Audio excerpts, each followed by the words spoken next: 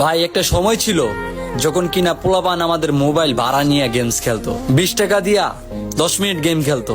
বিশ্বাস করেন ভাই, এটা আমার রিয়েল লাইফের কাহিনী। যখন কিনা 2019-20 সালে আমি ফ্রি ফায়ার খেলতাম, আমার পাশে বৈশা বৈশা এলাকার ছোট ভাই বেড়াদার আমার খেলা দেখতো। একটা বিয়ার ম্যাচ স্টার্ট দিলে সেই লবিটার ভিতরে ওরা প্র্যাকটিস করতো, আর প্লেন যে সময় চলে আইতো তখন আমার হাতে মোবাইল দিয়ে দিত।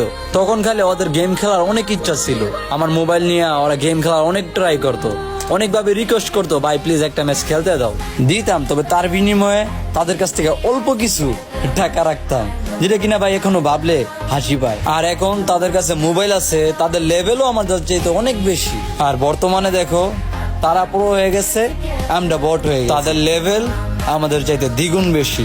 ভাই আমি জানি এই কথাগুলো হয়তো কারো না কারো লাইফের সাথে মিলা যায়, কারণ আমি একবারে মানুষের ভিতরের কথাগুলাই বলি। ভিডিওটা ভালো লাগলে ফলো তো বানতে হে ভাই। অলমোস্ট 10K কাছাকাছি হয়ে গেছি আমরা।